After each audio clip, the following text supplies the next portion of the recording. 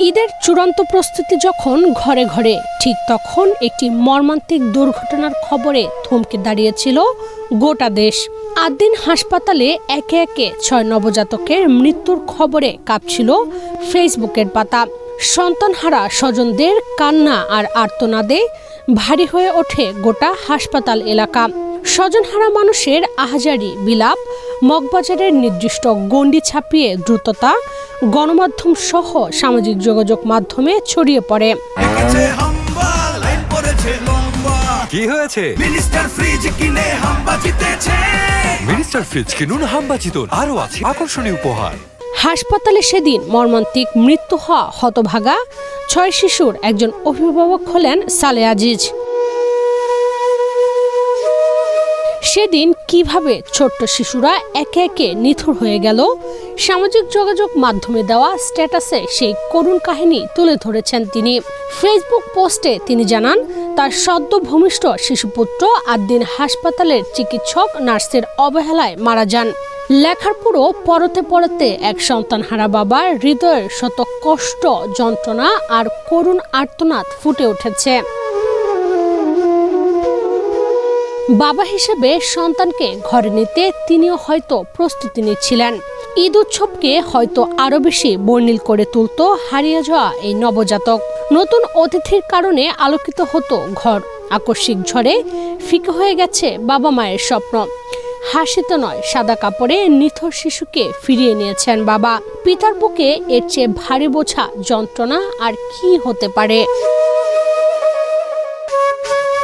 তাই তো ফেসবুক স্ট্যাটাসে হাসপাতালের অব্যবস্থাপনা ও সন্তানের করুণ মৃত্যুর গল্প তুলে ধরেছেন তিনি। সেই সঙ্গে এই অপরাধের জন্য প্রধানমন্ত্রীর কাছে বিচার দাবি করেছেন আজিজ। আজিজ সালে ফেসবুক পোস্টে লিখেছেন, ঈদ উল ফিতরের ঠিক 2 দিন আগে তার স্ত্রীকে প্রসব বেদনায় 8 দিন হাসপাতালে ভর্তি করা হয়। 8 মাসের গর্ভবতী থাকা সত্ত্বেও চিকিৎসকরা 2 দিন অপেক্ষা করেন সিজারিয়ান সেকশন না করে নর্মাল ডেলিভারির জন্য। অথচ রোগী তখন প্রচণ্ড কষ্টে ছটফট করছিলেন এবং বারবার অনুরোধ করছিলেন যেন তার কষ্ট দূর করা হয়। বাচ্চাটি জন্মগ্রহণের পর তাকে শ্বাসকষ্টের কারণে এনআইসিইউতে নেওয়া হয়। তিনি দাবি করেন, এনআইসিইউর পরিবেশ ছিল অস্বাস্থ্যকর, যেখানে পরিচ্ছন্নতা কর্মী বা আয়াদের মতো অযোগ্য লোকজনকে বাচ্চাদের দায়িত্ব দেওয়া হয়েছিল। বাচ্চাদের সাথে খুব খারাপ ব্যবহার করা হতো, আঘাত করা হতো এবং স্কচ টেপ ব্যবহার করা ও স্থানান্তর করার সময় সতর্কতার অভাব দেখা যেত। পাশাপাশি সংক্রমিত ও সুস্থ বাচ্চাদের একসাথে রাখা হয়েছিল, যার ফলে বাচ্চাটির দেহে ইনফেকশন ছড়িয়ে পড়ে এবং 7 দিনের মাথায় তার মৃত্যু হয়। হাসপাতালের অব্যবস্থাপনার বিষয়ে তিনি লিখেছেন, লিফটগুলোর অবস্থা খুবই ঝুঁকিপূর্ণ। তাছাড়া হাসপাতালটিতে মশা ও পোকামাকড়ের ওষুধ ছিটানোর প্রক্রিয়াও অস্বাস্থ্যকর ও অপরিকল্পিত। তাদের মার্কেটিং চটকদার হলেও ভেতরে ঢুকলে পরিবেশটি একটি বস্তির মতো মনে হয় এবং আয়াদের ব্যবহার অত্যন্ত রূঢ় এবং দেখে মনে হবে কোনো স্টাফই এই চাকরিতে সুখী নন। রাতে নিচে মানুষজন শুয়ে থাকার কারণে কে রোগী আর কে নয় তা বোঝা কঠিন। অনেক মানুষই সুস্থ বাচ্চা নিয়ে এসে পরে লাশ হয়ে ফিরেছে, নিজের চোখে দেখেছে।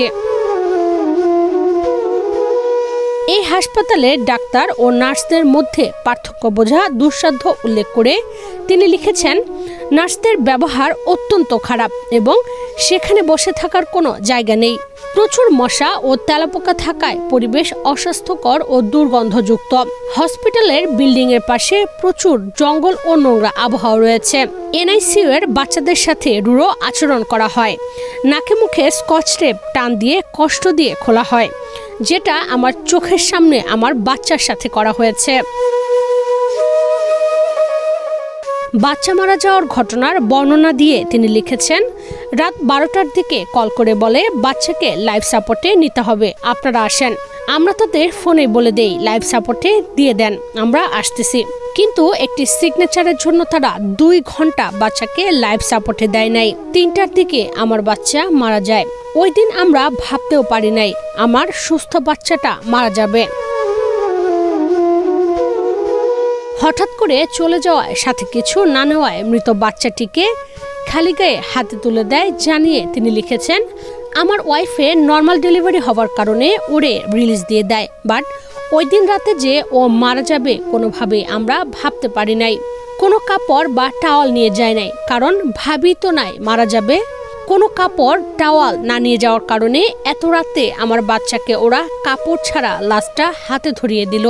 মা বাবা হিসেবে ওই সময় আমাদের কি অবস্থা ভাবতে পারেন। অনেক চিৎকার চেঁচামেচির পর পুরনো একটা ন্যাকড়া জোরপূর্বক নিয়ে বাচ্চাকে নিয়ে আসছি। আমার বাচ্চার প্রতি এই অবহেলার বিচার চাই, ভুল চিকিৎসা করার বিচার চাই। আমার বাচ্চাটা ওদের অবহেলার কারণে মারা গেছে। আমি মাননীয় প্রধানমন্ত্রীর কাছে এর বিচার চাই। ইশরাত চৈতি, বাংলাদেশ প্রতিদিন।